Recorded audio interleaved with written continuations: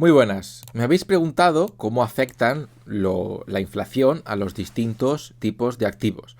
Así que esto es algo que vamos a responder de forma seria en este vídeo, al contrario que en algún que otro vídeo anterior o posterior que he grabado, en el cual me vais a ver un poco más relajado por probar distintos formatos. Así que por favor, comentadme si preferís este tipo de vídeos más serios o algunos un poco más distendidos. Pero creo que este es un asunto serio que tengo que tratar y que se tiene que entender de forma clara y sin bromas o sin que os distraiga mi voz, mi entonación y mis aspavientos. Entonces, es cierto que estamos viviendo una inflación muy alta y a raíz de esto, pues hay varias cosas que comentar. En primer lugar, la distribución de tu activo. Me han preguntado qué porcentaje de renta fija y qué porcentaje de renta variable tengo que tener. La respuesta es que no hay una respuesta universal. Si hubiera una respuesta universal a esto, sería o todo acciones o todo renta fija. Y obviamente esto siempre suele ser un espectro en el cual tienes un porcentaje de uno y un porcentaje de otro según tu perfil de riesgo, según tu tolerancia a la volatilidad y según cuánto quieras tu inversión a más medio, corto, largo plazo con una mayor expectativa de rentabilidad según los datos históricos. Pero bueno, para que se aclare muy bien cómo afecta la inflación a los distintos tipos de activos, vamos a hablar sobre ello. Lo primero que tenemos que diferenciar es entre un activo real y un activo nominal. Un activo real es aquel que se suele considerar que protege de la inflación y un activo nominal es aquel que se considera que no protege de la inflación. Típicamente, las acciones las solemos considerar activos reales. Sin embargo, son un arma de doble filo.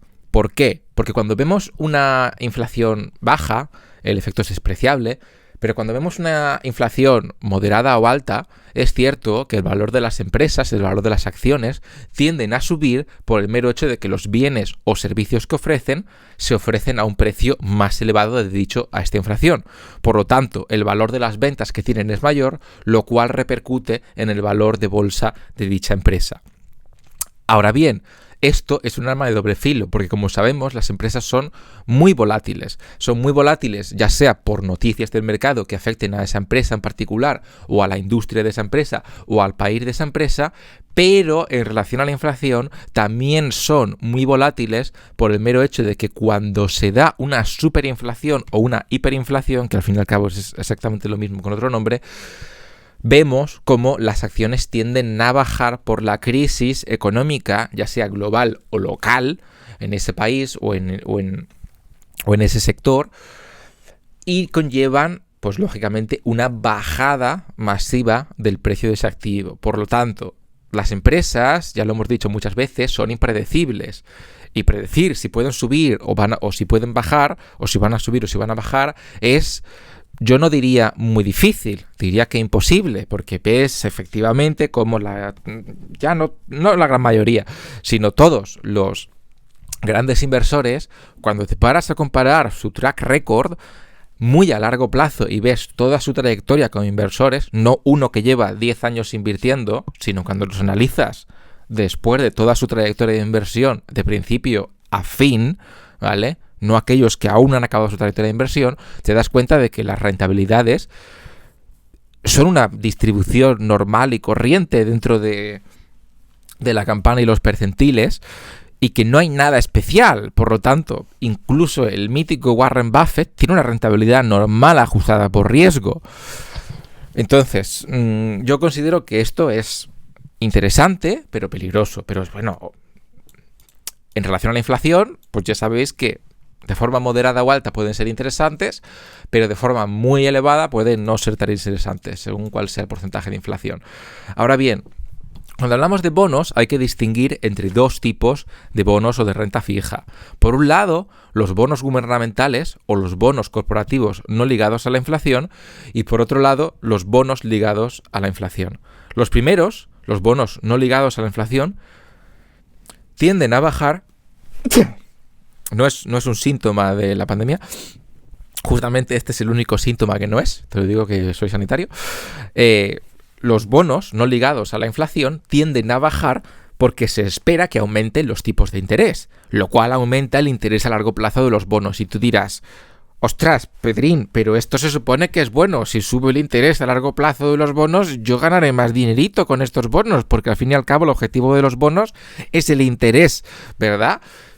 Sí, pero no, porque los bonos actuales que tú tienes tienen un interés más bajo que los que se van a emitir, porque la inflación ha llegado o ha sido elevada este año o este periodo de tiempo, el que sea. Por lo tanto, los bonos que tú tienes van a bajar, ¿vale? Entonces, eso es lo curioso del tema, ¿vale? Y por otro lado, los bonos ligados a la inflación, tú dirás, están ligados a la inflación, tienen que subir sí o sí porque están ligados a la inflación. Pero por otro lado, son bonos, por lo tanto, siguen el mismo mecanismo que lo anterior.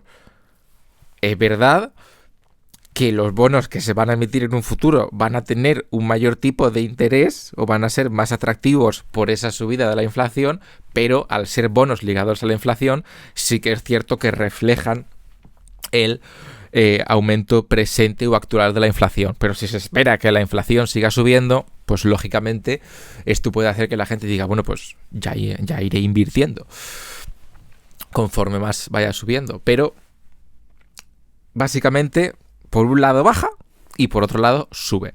En términos generales, suele subir, pero no siempre. Depende por lo que te he comentado previamente. Pero en términos generales podemos considerar que los bonos ligados a la inflación sí que tienden a subir, pues, en promedio cuando hay una inflación elevada, lógicamente. Pero ya insisto, no es necesariamente lo que va a pasar. Entonces tú dirás, bueno, entonces ¿yo qué hago con mi dinero, tío? Si los bonos puede ser que suban o puede ser que bajen, y si las acciones puede ser que suban o pueden ser que bajen, ¿qué hago? Pues no hay una buena respuesta, porque tienes los bonos a corto plazo, es cierto, pero los bonos a corto plazo tienen una rentabilidad muy muy baja y son un poco engorrosos, y el efectivo directamente se devalúa. Por lo tanto, la respuesta que te voy a dar no te va a gustar, pero es básicamente no hay forma de no estar expuesto a la inflación.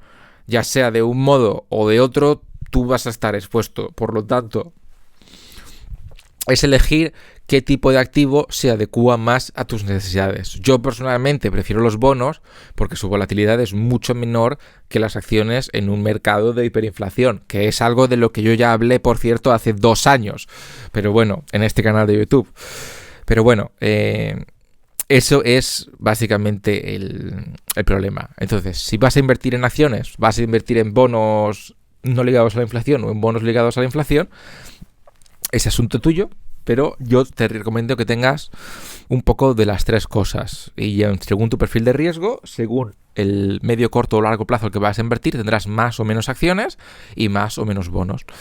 Yo personalmente tengo un porcentaje elevado de bonos y bajo de acciones, porque a mí a estas alturas de la película la rentabilidad ya me importa relativamente poco, ¿vale? Porque yo ya estoy. Pero hay otra gente, o un yo del pasado, o un yo del futuro, según cómo cambien mis circunstancias, porque los niños son una mina de comer dinero. Es posible que decida volver a estar invertido en acciones y que mis objetivos sean otros. Pero bueno, insisto, yo ya te he dicho cómo afecta la inflación a los distintos tipos de activos. A partir de aquí me comentas qué es lo que tú personalmente prefieres y por qué. Pero todos tienen sus pros y sus contras y no hay ninguno que sea universalmente mejor que los otros, porque todos tienen sus propias ventajas y sus propias desventajas, tanto en términos de rentabilidad, como en términos de volatilidad, como en términos de reacción a la inflación, que es lo que tratamos en este vídeo. Eso es todo, un saludo y hasta luego.